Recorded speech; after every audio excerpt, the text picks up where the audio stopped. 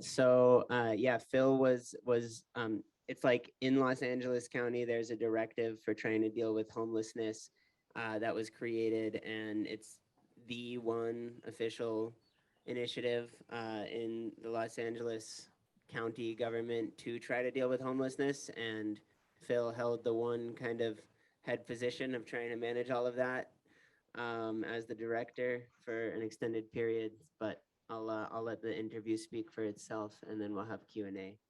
So just get into it. So I'll just jump right in to, I think the first question is maybe for the viewers and the attendees at the conference, if you want to give us a little bit more information and specific background on what your actual work has been, so that we have context about what you've done in LA, how you got involved with homelessness, and what kind of support you've given to the homeless population in Los Angeles over the past years, if you want to give us a little history on that. Sure, I'm happy to do that. Maybe just to establish a little bit of context first, just in terms of my kind of professional background. I worked as a union organizer and negotiator for 11 years, the last 8 of which representing Los Angeles County social workers. So I kind of came to social services through that door, and kind of brought that community organizing perspective with me. Then I worked for 19 years for the Los Angeles County Department of Public Social Services. And in my last position there, I was the chief deputy director. That's the number 2 position. And we had 14,000 staff, over 3 million clients, and a budget of more than $4 billion annually. And we were responsible for all the major federally funded anti-poverty programs. And so in that capacity, I worked a lot with people experiencing homelessness, but it wasn't my exclusive focus. And then most recently, the Los Angeles County Board of Supervisors created the Los Angeles County Homeless Initiative in August 2015 and asked me if I would direct it, and I agreed, and held that position for 5.5 years until I retired from Los Angeles County in March of 2021. Okay, great. So to be clear, in 2015, you transitioned into this position of directing the new LA Homeless County Initiative. And so once you came into that position, I guess about 7 years ago at this point, and held it until you retired. Once you came into that position, I'm curious if you could share a little bit of what that initiative was targeted towards, what it was about, and even why it was created in the big picture sense of what's going on in LA, what's up with homelessness, why, what's that look like, what's people's experience of that, so that we have a little bit of a sense of what's happening and why that initiative was necessary, and then maybe some of the work that you did while you were directing it and what kind of responsibilities you might have had. Well, we have a major crisis of both homelessness and affordable housing in Los Angeles County, though the numbers fluctuate with each annual point in time homeless count. They have been around 60,000 individuals, including family members, experiencing homelessness at a point in time. And the count is conducted in the last week of January each year. So that's a major crisis, and about 3/4 of those people are unsheltered, because people experiencing homelessness who live in a shelter are still defined as homeless. But in Los Angeles County, about 3/4 of the homeless population are unsheltered. So that's the kind of foundation for why the county decided to launch this initiative. In Los Angeles County, like everywhere else, homelessness is a unique phenomenon that's at the intersection of many different societal systems, both governmental and private, and is in many ways the manifestation of the point where the failures of those systems intersect, and of a range of things that are wrong with our society that come together and manifest themselves in homelessness, which is the most extreme manifestation of poverty. So the county launched the homeless initiative because really of sort of two closely related factors. One, the magnitude of the crisis, and second, the fact that there had not prior to then been a central coordinating entity within Los Angeles County government around homelessness. The county does not have exclusive responsibility for homelessness. No level of government does, which is one of the aspects of homelessness that makes it so difficult to tackle, but because of the inherent fragmentation. But it also creates an opportunity for an unprecedented level of collaboration, because no one entity has exclusive or even primary responsibility for combating homelessness. And the county's role was largely related to its responsibility for social services, child welfare services, health, public health, mental health, substance use disorder treatment. But cities also have very important roles around law enforcement, land use authority, and housing development. And then a range of other entities, a vast network of wonderful nonprofits in Los Angeles County, a very engaged philanthropic community, and the faith community kind of round out the major organizational stakeholders around homelessness. So in that context, we launched the Homeless Initiative and set as our initial objective to develop a coordinated set of strategies that could work together and tap into these various major systems and stakeholders to effectively prevent and combat homelessness in Los Angeles County. And we did that by bringing people together in an unprecedented way. 2 months after the Homeless Initiative began, we began convening a series of 18 policy summits on 9 topics with 400 invited government and community experts. And over the course of those 18 policy summits and 2 months thereafter, we were able to forge a set of 47 strategies that secured consensus support across those various stakeholders. 100 individual witnesses spoke in front of the County Board of Supervisors on February 9, 2016 in support of those strategies. No one spoke against them. And the city of Los Angeles, by far the largest city in the county and home to 60% of the county's homeless population, adopted its own complementary comprehensive homeless strategy for the first time on that same day, February 9, 2016, which was symbolic of this level of unprecedented collaboration. At that time, the Board of Supervisors allocated $100 million in one-time county funding to jumpstart the initial implementation of those strategies, which required funding, and also directed us to work with the board in pursuit of an ongoing source of revenue, since it's logically impossible to solve an ongoing problem with one-time funding. And then that in turn led a year later, in March of 2017, in the voters in Los Angeles County approving a 1/4 cent or 1/4% dedicated sales tax for 10 years, which is legally required to be used to prevent and combat homelessness for 21 specific strategies that were specified in the ballot measure. And it was quite a remarkable thing that this measure passed, because under state law, a 2/3 majority was required, not a simple majority. And this was an off-year election where for half of the residents of the county, the only item they had on their ballot was Measure H, the countywide sales tax measure.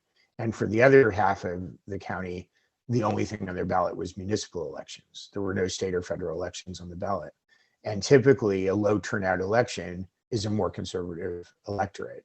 And nonetheless, we were able to succeed with almost 70% approval. So that resulted then in what was initially estimated to be $355 million a year to prevent and combat homelessness, not for the construction of housing, but for rental subsidies, outreach services, and the case management services. One of the most sort of telling moments in this process was in May of 2017, 2 months after that election, where we brought together, and I personally led, a group of 50 stakeholders from cities, county departments, people with lived experience of homelessness, nonprofit service providers, representatives of faith organizations, and philanthropy, to develop a set of recommendations to the Board of Supervisors regarding the utilization of those Measure H sales tax funds for the first 3 years. So we're talking about over $1 billion. And drawing on my own organizing history and my first experience with consensus decision-making, living in a vegetarian co-op with the theme of social change through nonviolence at Stanford University, where I was an undergraduate in 1981, I structured the process on a consensus basis, which meant that any of the 50 members had the ability to block consensus on any of the recommendations to the Board of Supervisors. And had we not achieved consensus, we would have gone to the board with more than one packages of recommendations and put it in the board's lap to decide. There were 2 rules for the process. Leave your organizational self-interest in the elevator and listen deeply. And we had a talking stick, which I drew from Native American and other traditions, which we did not use because of the size of the group to actually pass around when people were speaking, but I had it visibly in front of me during each of the 5 multi-hour meetings that we held with that group of 50. And if I ever noticed that anyone in the group was not honoring either of those 2 rules, I held up the talking stick to so indicate. And I think I only did that twice in the course of 5 meetings. And at the end of the time, on the 5th and final meeting, which everyone knew was the final meeting and therefore our final opportunity to reach consensus, we did so. We reached consensus, went to the Board of Supervisors a few weeks later, and the board unanimously approved those recommendations that reflected the very high and broad and deep level of collective alignment around how to use these unprecedented resources to combat the problem. In the ensuing years, we were able to double the number of people exiting homelessness into permanent housing in Los Angeles County. For those supported by, who were assisted in exiting homelessness through the homeless service system, we moved from about 10,000 people a year to over 20,000 people a year moving into permanent housing. However, during that same period of time, the number of people becoming homeless increased. So during 1 year, for example, 133 people per day exited homelessness in Los Angeles County, both on their own and with assistance from the homeless services system. Yet during that same calendar year, 150 people per day became homeless. So since 150 is 17 more than 133, the number of people who were homeless at the end of that year was greater than when we started, despite the expansion in resources and the expanded results through the homeless services system. So that is the fundamental conundrum here that has plagued the effort in Los Angeles County to effectively combat homelessness and greatly reduce the number of people experiencing homelessness at any point in time, that despite the massive expansion and successful expansion of the system to rehouse, help people who are homeless to secure and retain permanent housing, that inflow has outpaced the outflow. A helpful metaphor is a boat with a hole in the bottom, where though we are bailing more water out of the boat than ever before, the hole is big enough that the amount of water entering the boat is growing. Yeah. Thank you. Thanks for sharing all of that. It's very helpful to hear, and definitely learning more as I listen. So it's really good to hear all of that.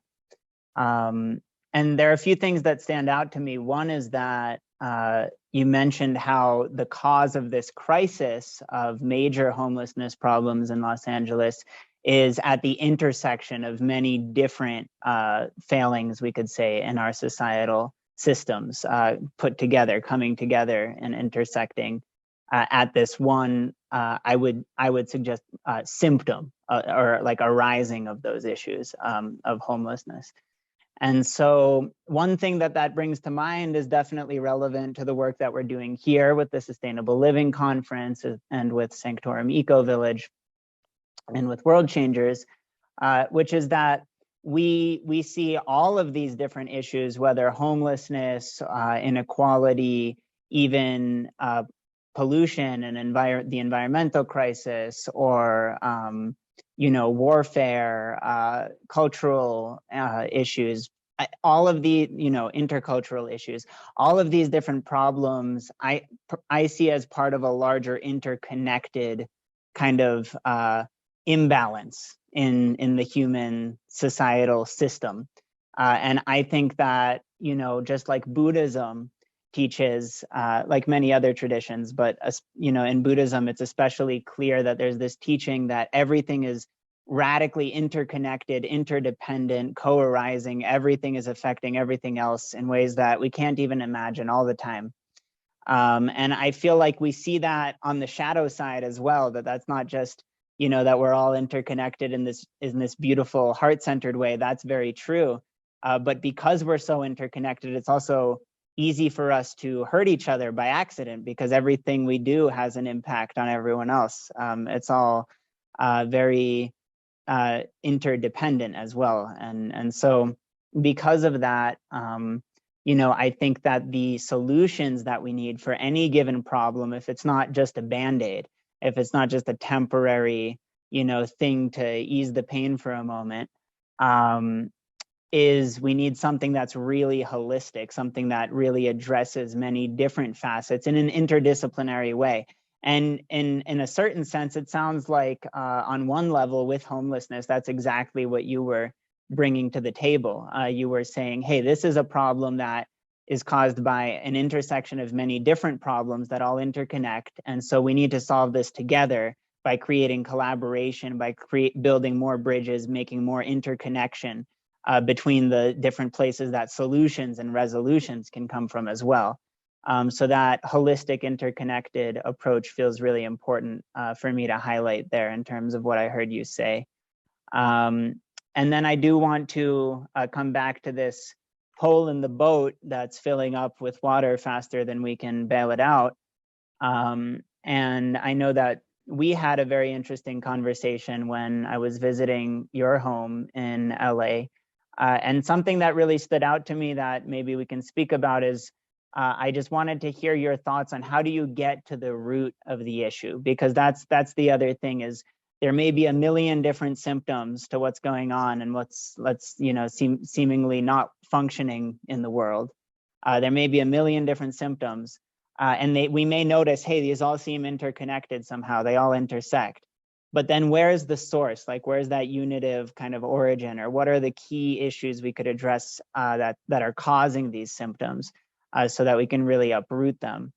And of course, personally, I think a lot of this on an early level has to do with education and personal development and so on, that if we can provide services to create populations that are deeply responsible and mature and caring and compassionate and mindful and so on, then we have a better chance of a functioning society because we're really going to the root of things that way.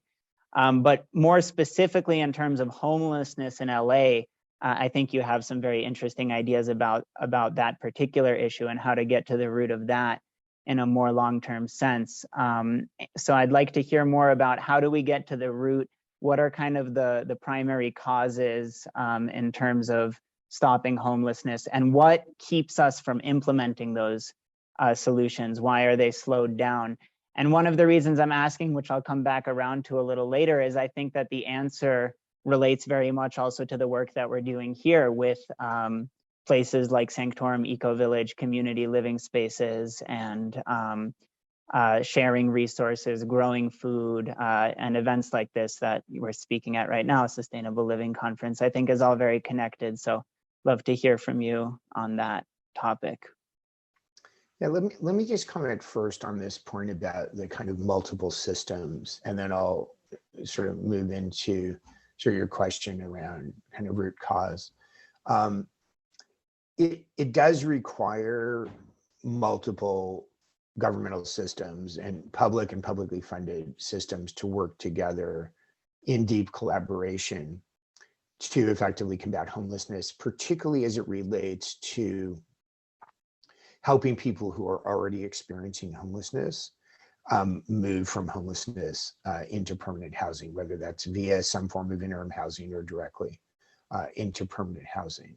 And you're correct, Yasha, that the approach we took in Los Angeles County was one that was sort of deeply rooted in the assessment that collaboration was central, and that we had to build that collaboration through bringing people together to make the critical decisions, whether it was about the substance of the strategies we would pursue, or how we would allocate the money available to implement them. On the inflow side, however, with respect to the hole in the bottom of the boat, in some sense, that's a simpler problem. I mean, simpler, not to solve, but conceptually simpler, because that is less tied to the intersection of multiple systems and comes down more simply to the fact that there's not enough housing. That, I mean, people are homeless. By definition, a person experiencing homelessness does not have a safe place to sleep at night on a permanent basis. And almost everyone experiencing homelessness doesn't have enough money to pay for rent, never mind sort of purchase a home of their own. And the cause of that is that there's not enough housing. And I mean, in some parts of the country, there is enough housing, and in some, there's even a surplus of housing in areas with, particularly with declining population, like in some parts of the Rust Belt. But in areas with stable or expanding populations, such as the West Coast of California, where we see a major concentration of homelessness, not only in Los Angeles County, but in San Diego, the San Francisco Bay Area, Portland, and Seattle, for example. There, the problem is that we don't have enough housing. And in this country, we treat housing as a commodity, where the price of housing is determined by market forces primarily. And therefore, when demand outstrips supply, it drives up prices. And drives up rent, which is the price of rental housing. And because we have too many prospective tenants chasing too few rental units. And that also directly impacts the ability of people experiencing homelessness to get into housing, because they can't find housing they can afford. Even often people with a federally funded rental subsidy through Section 8 are unable during the allotted time to find a landlord who will accept them as a tenant, because they're competing with so many other prospective tenants. So this problem of inadequate supply of housing, and of affordable housing in particular, is really the root of the crisis of homelessness in Los Angeles County and in other high-cost areas with inadequate housing. That's not necessarily the case everywhere in the United States or in the world, but it's definitely true on the West Coast of the United States in urban areas. So, including Los Angeles County. So the question then becomes, and I will say that I think that one of the effects of our work in Los Angeles County through the Homeless Initiative and our hundreds of partners is that we've made that clear, that the shortage of affordable housing is the fundamental cause of the homelessness crisis, and therefore the solution rests in expanding the supply of housing, and specifically of affordable housing. And that's really important in terms of political narrative, because it's that analysis which is now the sort of prevailing understanding of homelessness in Los Angeles County, echoed by the Los Angeles Times editorial page, for example, on every possible occasion, is that then creates the political space for there to be local and statewide policy interventions designed to increase the supply of affordable housing. So I could speak a little more about how to do that, if does that sound good, Yasha? Sure, yeah. It's definitely interesting to us to hear about that, because I'm curious, what are some of the most immediate and simple ways over the years that you see that housing supply can be increased, and what blocks that from happening? And anything else you want to add is perfectly fine as well, and we can go from there. Sure.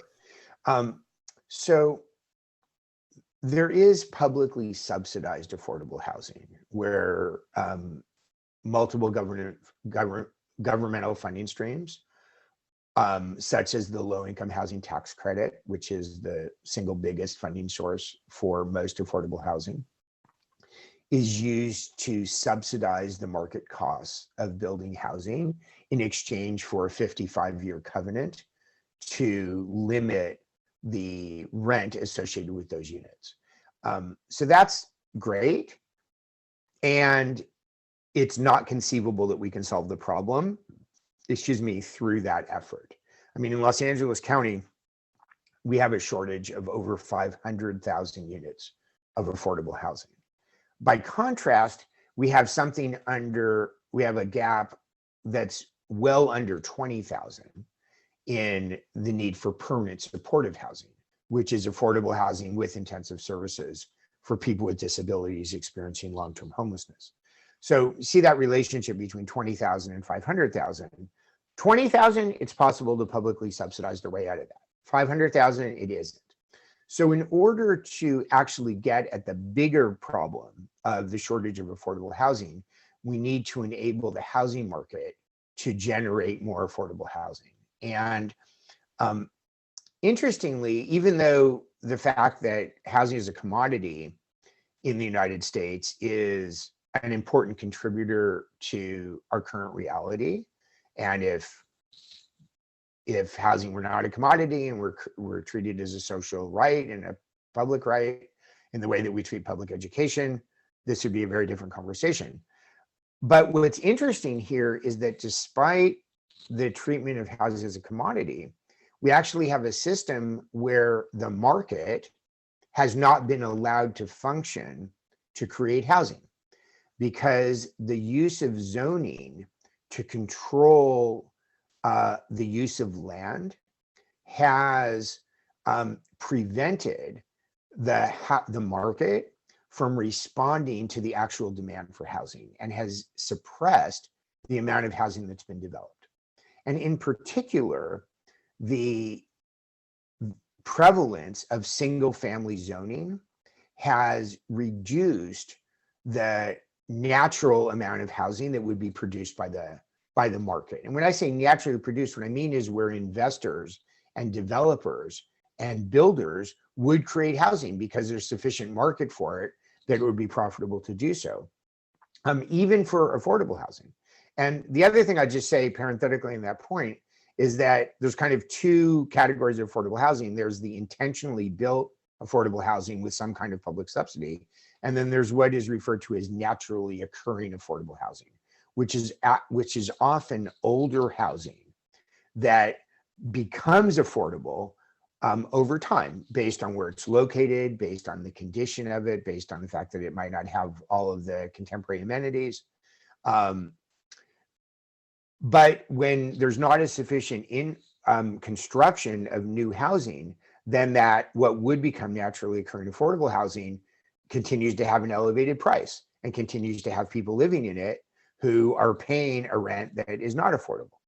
So there is an emerging effort in this country to combat, to change single family zoning. And single family zoning, in a nutshell, is a governmental policy that says that a certain parcel of land, regardless of its size, can only be used for one home, for a single family, hence the term single family zoning. And single family zoning didn't exist in this country until about 100 years ago. And it emerged then, and particularly gained prominence in the 1940s and 50s, and was largely driven by racism. White populations and white homeowners seeking to prevent people of color from moving into their neighborhoods. And that was associated with protective covenants, which are now illegal, which explicitly prevented Blacks or Jews or Hispanics from purchasing certain homes. Those protective covenants are illegal, but their counterpart of single family zoning remains almost everywhere in this country. And since most residential land that's not used for industrial or commercial or agricultural or mining purposes, most residential land in this country, and particularly in the high cost cities on the Pacific Coast and counties in the Pacific Coast, are zoned for single family. That really prevents the development of more housing. So in 2019, the city of Minneapolis repealed single family zoning. And that was followed by Portland in 2020. And then in 2021, California adopted a state bill known as SB 9, which, with very limited exceptions, repealed single family zoning throughout the state of California. And what that means is that a single family parcel can now be a duplex, that's 2 units, can be built, and that a single family parcel can be subdivided into 2 parcels, and each of them can accommodate a duplex. So that means that instead of 1 unit being built on that parcel, 2, or if there's a subdivision, 3 or 4 units can be built on the parcel. Now, this is referred to as a form of gentle density. It doesn't involve building a multi-story apartment building. It involves going back to enabling certain more traditional forms of housing, like bungalow courts, for example, which were very popular in Los Angeles County in the early 20th century, where there might be 4 smaller units surrounding a courtyard with essentially a shared yard. It remains to be seen exactly how many additional units will be generated as a result of SB 9. It will not happen overnight, but this is the sort of change, and I think this specific change is one of those that has the most promise to actually address the shortage of affordable housing in Los Angeles County and elsewhere. Yeah, great. So this is one of the things that I find so fascinating about the topic, is that on one hand, we can say it's very multifaceted. It requires a lot of collaboration to resolve. And then on the other hand, we can say homelessness in particular, especially in these urban or suburban regions that are more densely populated, is mostly an issue of supply and demand. And that adjusting our preferred kind of way of living, and this might, I don't know whose preference it is, and that maybe we can come back to, but it's like there's this blockage, which you mentioned racism being a factor, but there's this blockage against the possibility of people simply sharing more of the housing that already exists to some extent as well, and also developing more. But even with housing that already exists, or at least parcels that are already in existence and owned, the fact that they could become a fourplex instead of a single family, to me sounds like a very promising pinpoint of, let's find one really big solution, and that one right there is fascinating to me. It's exciting to me because we just pinpointed something so specific where we can keep bailing water out of the boat, but unless we make it legal and allow, people to share a single parcel as a fourplex, and charge for it, whatever the normal rental rates would be in that new market that has more supply. And so the homeowners that have these parcels would then also be generating rental income as well from their fourplexes. However, there would be much more affordable rentals available to tenants as well, because these existing spaces could become used more logically and shared.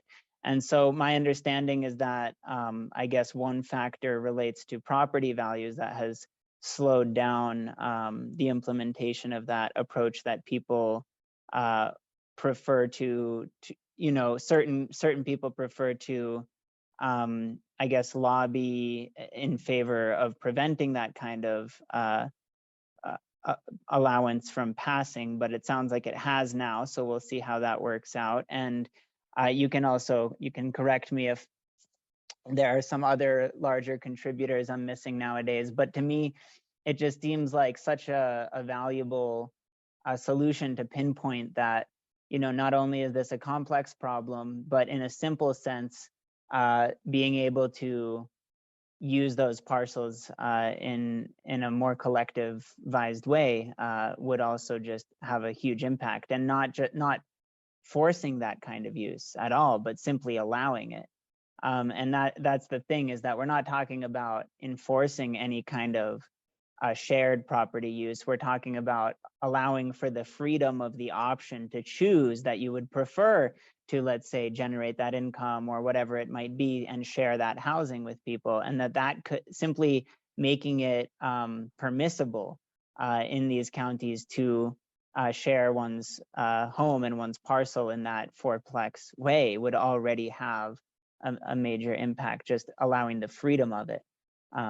So yeah, I don't know if That's you, right. yeah. That's right. I mean, as you described it, the SB 9 does not, for homeowners, mandates nothing. It's strictly permissive. What it does is it restricts the ability of individual cities to restrict the ability of homeowners. Essentially shifts certain authority that has heretofore rested with cities to the state.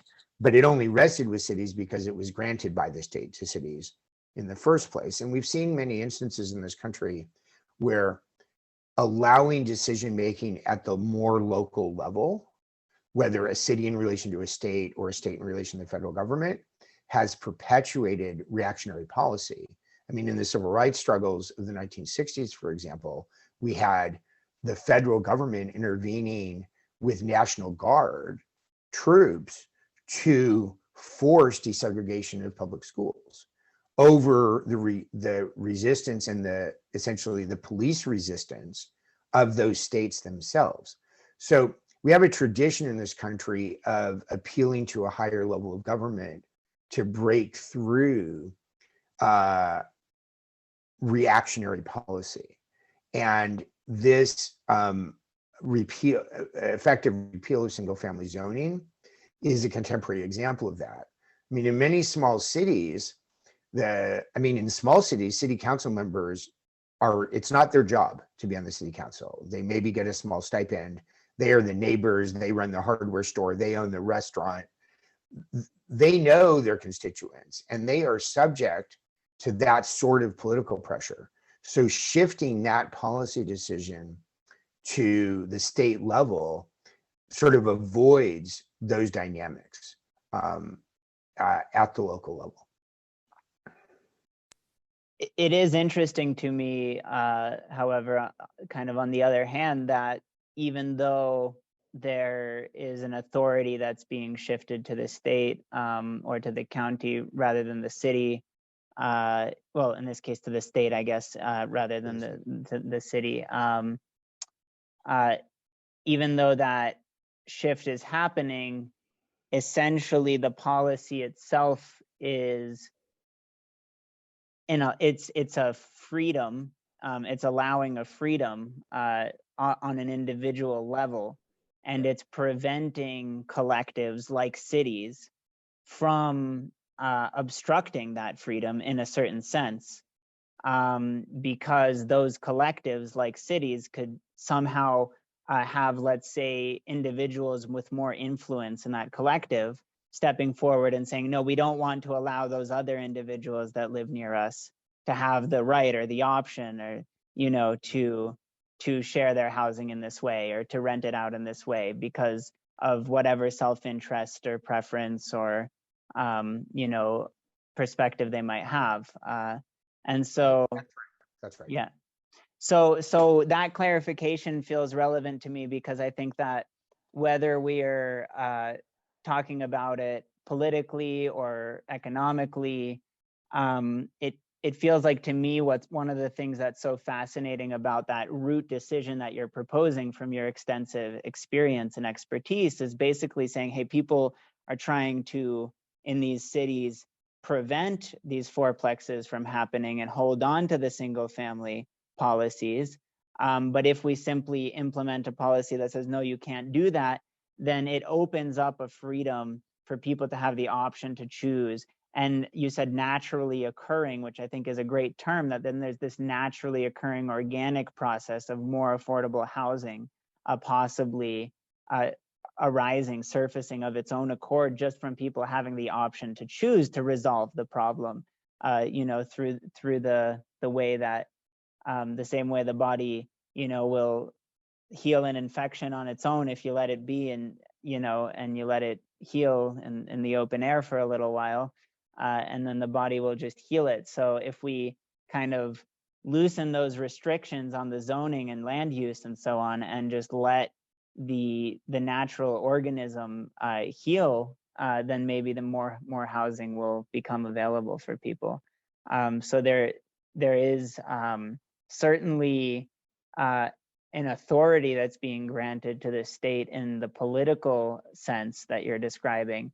But on the other hand, it feels to me like there's an essential freedom on an individual level that's being granted, and that can resolve collective problems. So I think that's, you know, that's a good thing in my view. And I know we're coming here to the end of our time, so I don't know if you want to add any last remarks, or if we want to just close here, but it's been really great having you on for this interview, and I just want to give you a chance to speak one more time before we've got to call it a day.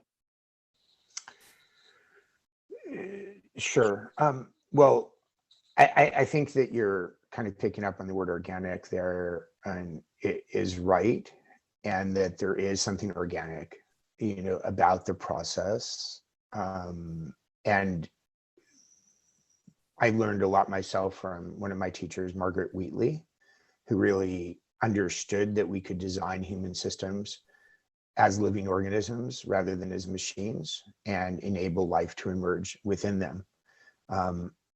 I'll share a metaphor that I developed that I read, and then I found it very resonant and shared broadly when I was directing the LA County Homeless Initiative, which I think might be a nice way to conclude this interview. It relates to the word murmuration, which refers to the movement of birds in a leaderless flock in alignment. And it's quintessentially used to refer to starlings, though it applies to other birds as well. And what struck me about this phenomenon of murmuration is that the birds move in beautiful formations and emerging alignment, not by following a leader, but by listening, and all sense listening, not just with their ears, listening, sensing the birds immediately around them. And I think that when we think in terms of collaborative efforts and swimming in the same direction and alignment, that concept of murmuration really hits home for me. And the work that I was involved in with the Los Angeles County Homeless Initiative at its best was a reflection of murmuration. Wow, that's really beautiful. What a poetic way to end the interview. So again, just really grateful that you took this time to talk with us. I'm so happy you'll be participating in the conference. I know LA Times credited you as having a very direct influence in helping tens of thousands of people off of the street. And that's a big deal in my book. I mean, we can talk about this in a heady, conceptual way, but as I'm sure you understand, I know you're a very warm-hearted person outside of these conceptual conversations, just knowing you personally. And so I'm sure that working with the homeless population to some extent directly or not, you get the feeling, you get the experience of like, well, there's a human being that doesn't have a home here. Like, what do we do about this? I mean, this human being is alive and needs a space to be. That would be better for everybody. Let's get that done. So it's just so great to consider that somebody's, life work and impact could have had such a direct influence in those individual unique lives actually improving and coming into a safer and healthier context. And so that's so great. Really commend that and really inspired by that. And I think that it's a great example for all of us in our life mission to be doing things that benefit people.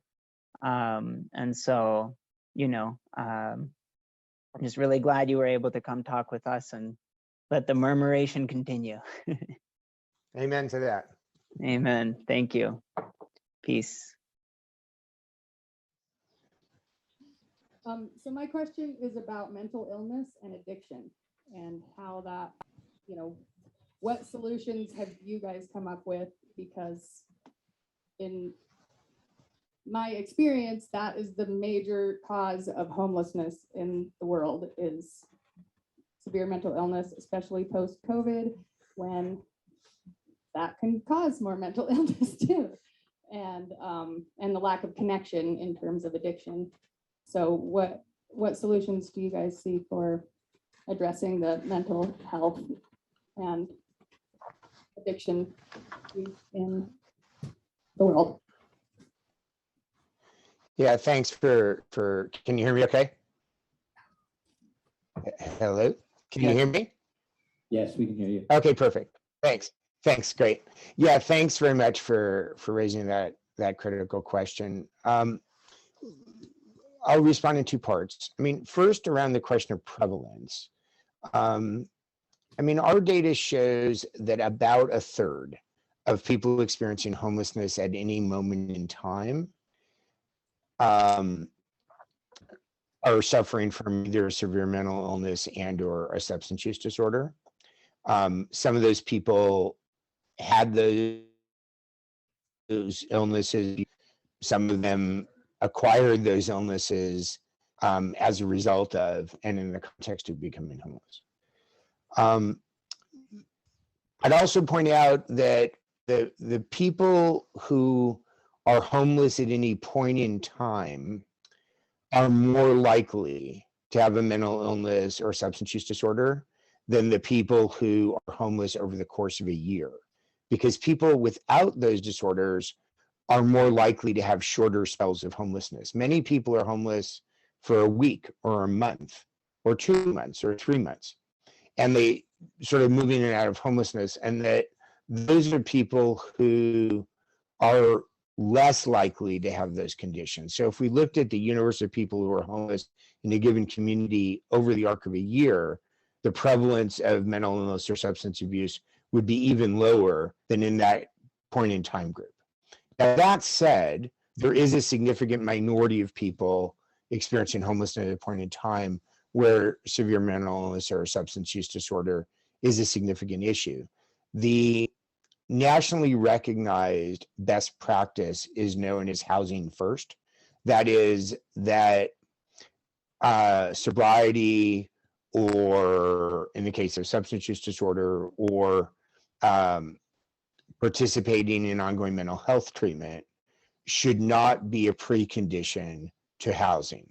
That in fact, having a safe place to sleep on a permanent basis, that is having housing, is the best first step. Now, oftentimes people with untreated mental illness or untreated substance use sort of need to address those issues to be wanting to go into housing. And in that case, that needs to happen. But for people who want to move into housing, treatment should not be a precondition. Then in terms of getting people the mental health treatment and substance use disorder treatment that they need, we should have systems that make that treatment available to people who want it in easily accessible ways, taking into account the barriers to accessing treatment that can frequently be present for people who are either currently homeless or who were recently homeless. For example, transportation challenges. So efforts to make mental health services, for example, available at non-traditional locations can be an important element. And there is work going on around Medicaid funding, which supports a great deal of the mental health treatment that's available to people who are or were recently experiencing homelessness. There are certain requirements that impede the delivery of those services in the most effective manner. But there is work underway with the Biden administration to try to modify those federal regulations, would not require statutory change. So a lot more could be said about it, but I guess that's what I would initially offer. Okay, we've got a question from Pondman.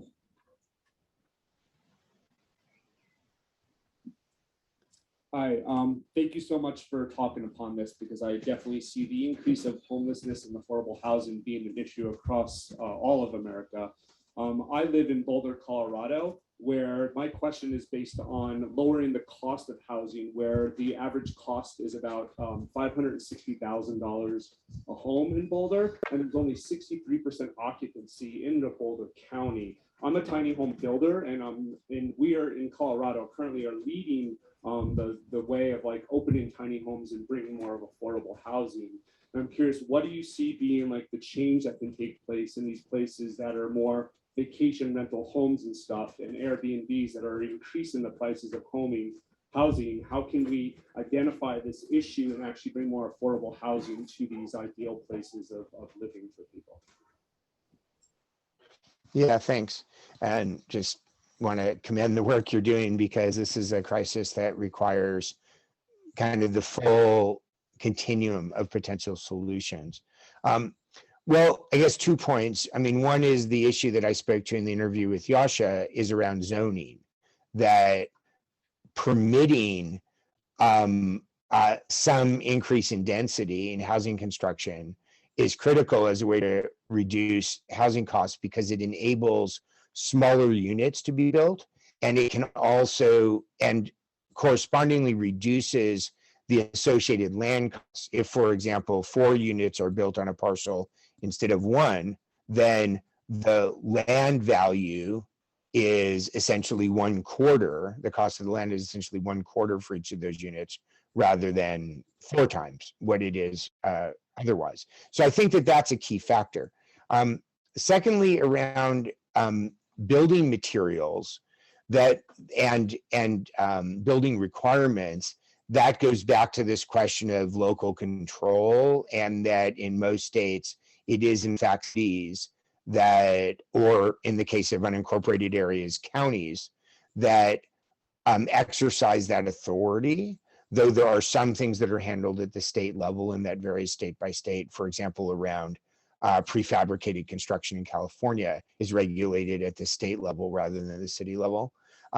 So I think that there are some opportunities around both streamlining permitting and allowing different kinds of building materials and other kinds of building solutions that can have the effect of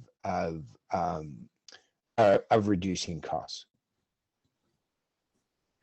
Thank you. Thank you. We got a question from Bloom. So I have friends in Oakland that started this project called Cob on Wood.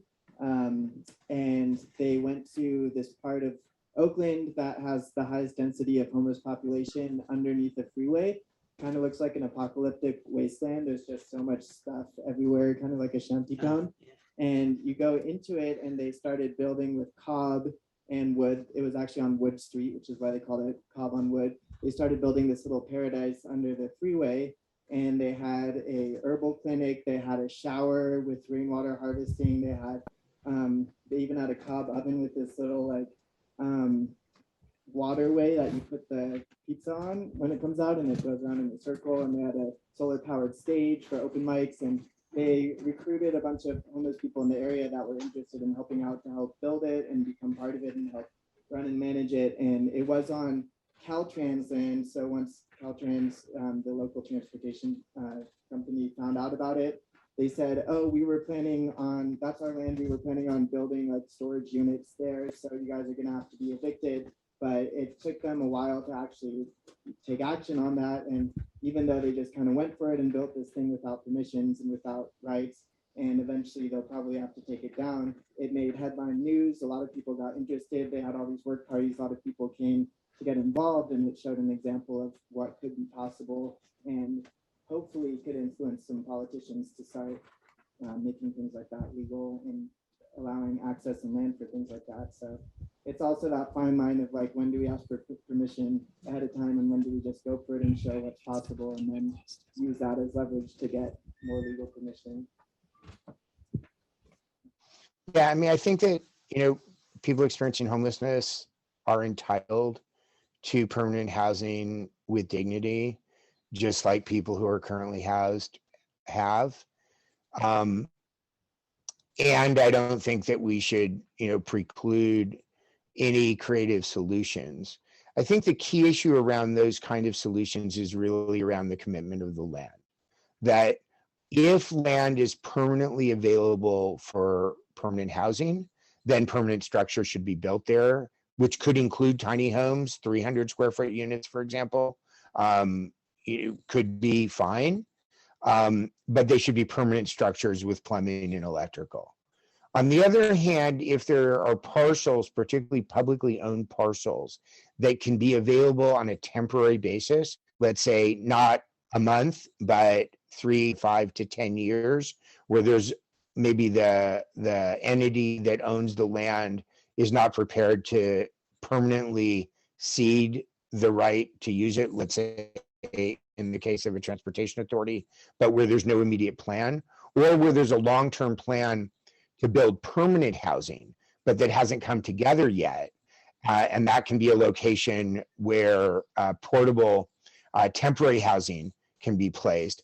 I think that these sorts of opportunities to take advantage of land that is available on a multi-year basis, but not on a permanent basis, that lends itself to the sort to innovative solutions of structures that are not really designed to be permanent.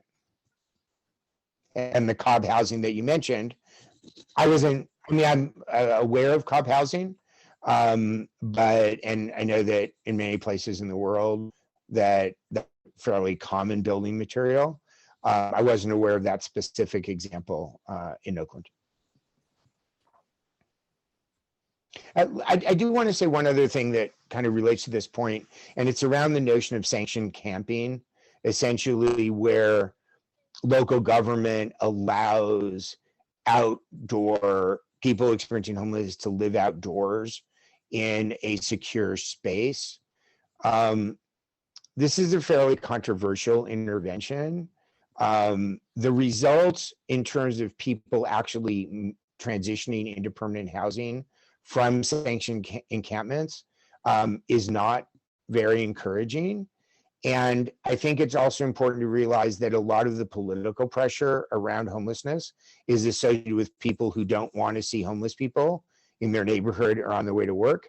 So that a kind of containment strategy where in some far off place, people experiencing homelessness can like camp, even with some level of security or hygiene support, I think generally speaking, is a dangerous approach. I think that the temporary, they're not actually tiny houses, but sometimes people refer to them as tough sheds. It's a kind of shelter that offers privacy that's not available in a traditional shelter, where it's one or two people. There is electricity, but there's no plumbing, and there's collective bathrooms. That sort of approach, I think, is far preferable, though that is also a new approach where there's not data around transitions from that sort of interim setting to permanent housing. I think generally that is a more promising approach than sanctioned camping. And I know you were raising about the cob housing was not sanctioned camping, but just particularly when we talk about unauthorized use of publicly held land, a frequent form of that is an effort to try to secure approval for sanctioned camping. And so I just wanted to highlight what I see as significant risks associated with that approach, despite its allure and the fact that there may be situations where it's worth doing. Awesome. Thank you for that answer. Phil, this is Ian. I have a question for you.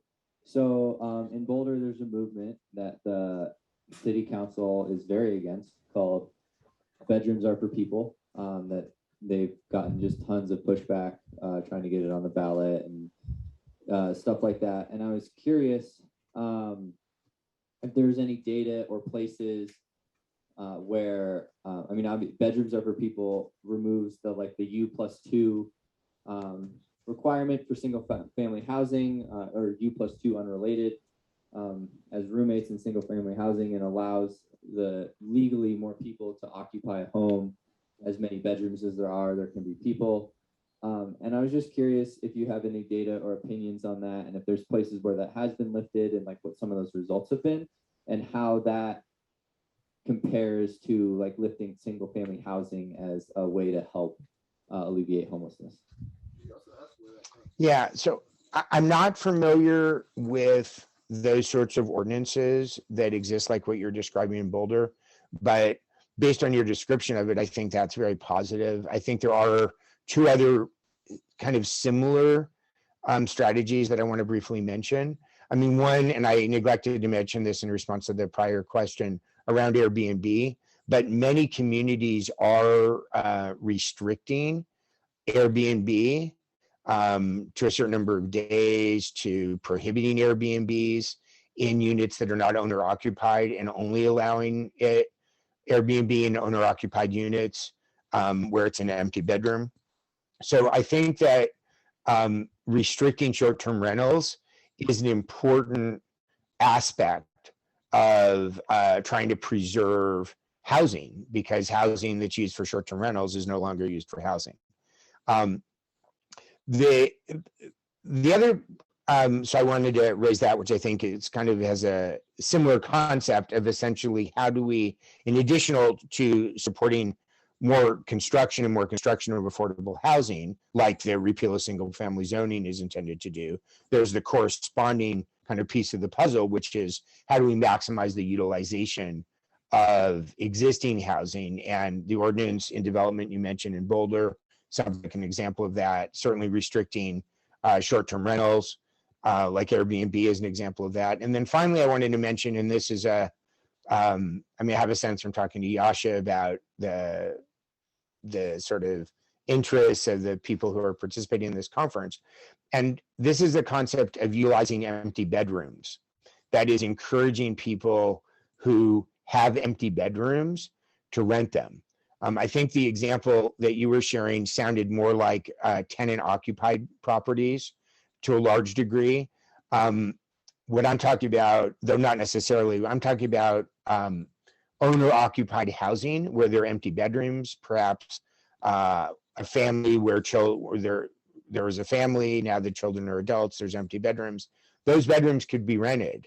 And I did substantial work that we could not bring to fruition in Los Angeles County around this idea of trying to enable people who were experiencing homelessness to rent empty bedrooms and live with the owner, with or without a governmental subsidy, and targeting people not where there's mental illness or substance abuse, but people who are real homeless pretty much exclusively for economic reasons and a lack of family support.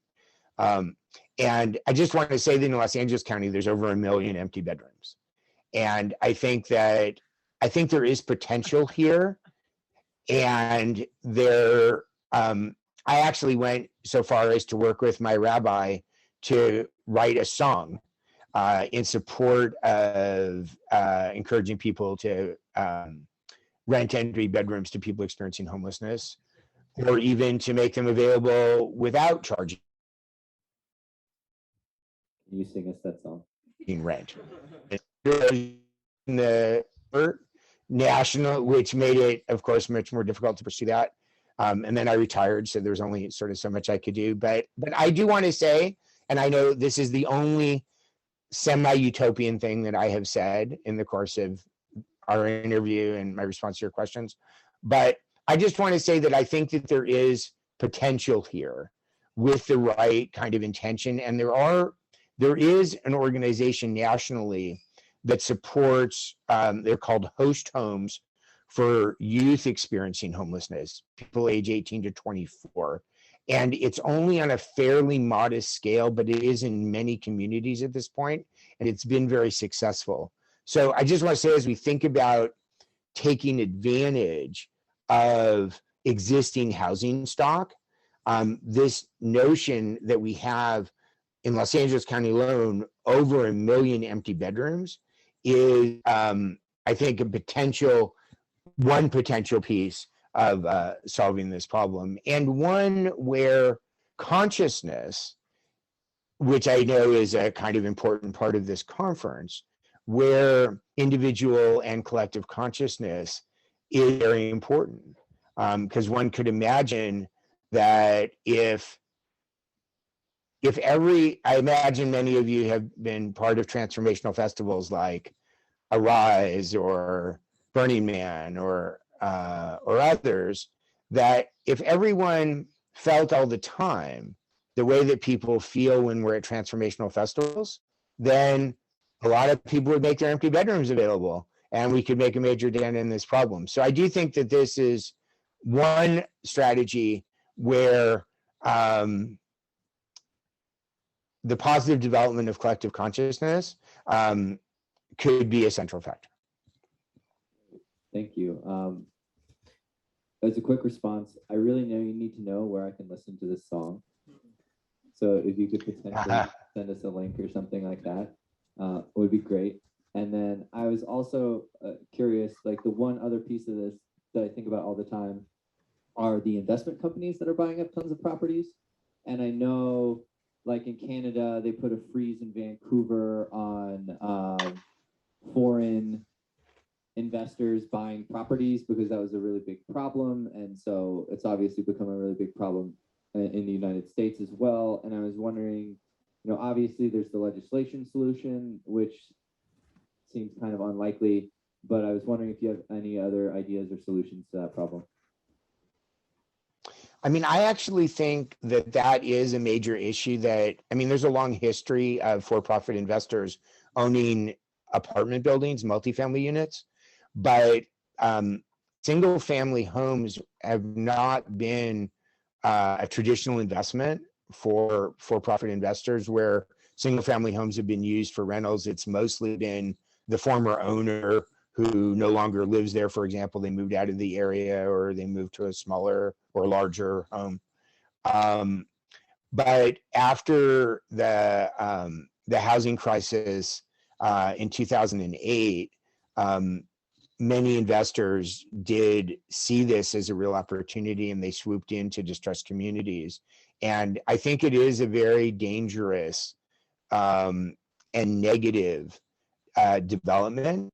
I actually don't see a viable solution other than a legislative one, though of course legislation could occur at any level of government, for a city or a state or at the federal level. And I think that in progressive states, it would be possible to limit that, or in cities where it's a particular issue, like what you mentioned in Vancouver. And on the song, it has not been publicly released, so I'm not sure I can make that happen, but I'm going to contemplate that. Okay, thank you. We are so grateful for you coming to chat with us, Phil.